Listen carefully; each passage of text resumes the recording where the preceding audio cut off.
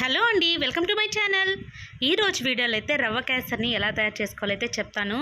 So దీనికైతే ముందుగా మనం రవ్వనైతే బాగా దోరగా వేయించుకోవాలండి. ఇదైతే ఉప్మా రవ్వ అండి. మనం ఉప్మాకి యూజ్ చేసే రవ్వనే కేసరికి కూడా యూజ్ చేసుకోవచ్చు.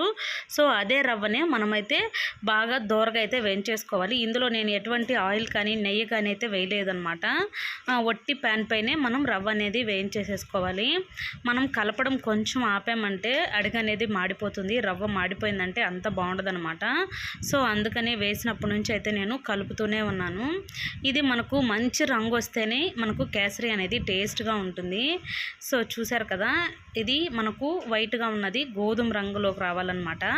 అలాగా ఫ్రై అవ్వాలి. సో కొంచెం ఏమారామంటే అడుగు అనేది మాడిపోతూ ఉంటుంది. సో చూసారు కదా, అలా మొత్తం అయితే నీట్గా మీడియం ఫ్లేమ్లోనే పెట్టుకొని అయితే వేయించేసేసుకోవాలి. ఇక దీన్ని వేయించేసేసుకొని పక్కన పెట్టేసుకోవాలి. మనమైతే దీన్ని కరెక్ట్గా కొలిచేసేసుకోవాలండి. అంటే మనం రవ్వ ఎంత వేసుకుంటున్నామో దాని ప్రకారమే మనం షుగర్ కూడా యాడ్ చేసుకోవాలి కాబట్టి సో వేయించుకున్న తర్వాత కొలిచి అయితే పక్కన పెట్టేసుకోవాలి. ఇప్పుడు వేరే ప్యాన్ తీసుకొని అందులో కొద్దిగా నెయ్యి అనేది వేస్తున్నాను. సో చూసారు కదా, నెయ్యి అయితే మనకి ఎంత క్వాంటిటీ కావాలైతే చూసి వేసుకోండి. నెయ్యి వేసుకున్న తర్వాత ఇది బాగా కరగాలండి. సో ఇది బాగా కరిగిన తర్వాత ఇప్పుడు ఇందులోకి మనము జీడిపప్పులు, బాదము, కిస్మిస్ ఇలాంటివన్నీ కూడా ఇట్లా నెయ్యిలోనే వేయించేసేసుకోవాలి. సో చూసారు కదా, ఇవన్నీ కూడా నెయ్యిలోనే నీట్గా దోరగా వేయించుకోవాలండి. ఎక్కువ మాడిపోకుండా అయితే చూసుకోవాలి.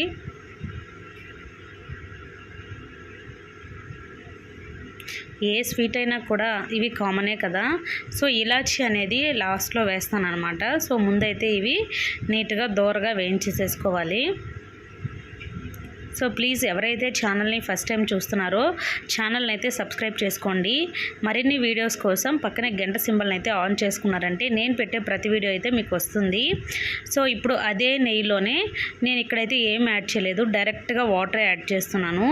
అంటే మనం రవ్వ ఎన్ని కప్పులు తీసుకుంటామో దానికి 2 వంతులు వాటర్ అయితే యాడ్ చేసుకోవాలి.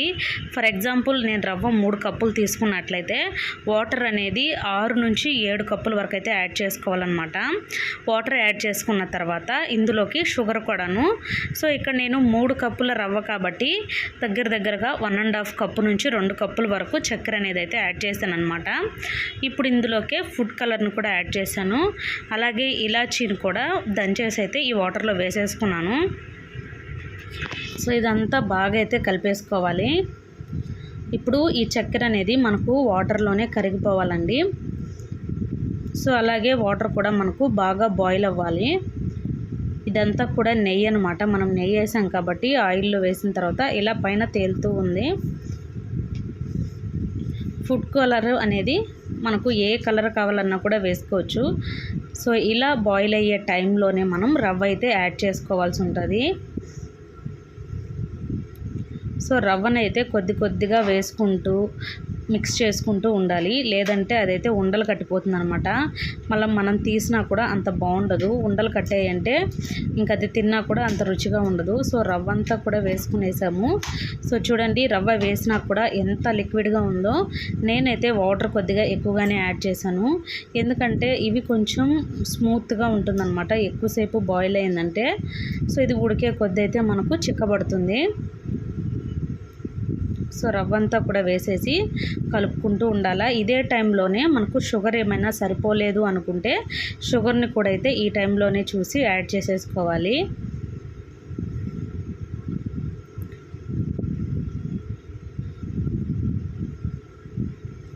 సో రవ్వ అనేది బాగా ఉడకాలండి. అప్పుడు మనకు అది మెత్తగా కొంచెం స్మూత్గా బాగుంటుందన్నమాట. లేదంటే మనకు రవ్వ అనేది గట్టిపడిపోయింది అనుకో, వాటర్ తగ్గినా కూడా అంత రుచిగా ఉండదు. అది గట్టిగా ఉంటుంది. మనకు ఉప్మా ఎలా అయితే పొడిగా గట్టిగా ఉంటుందో సో అలాగే ఉంటుందన్నమాట. సో అందుకనేసి ఇందులో వాటర్ అనేది మనం కొద్దిగా ఎక్కువగానే యాడ్ చేసుకోవాలి.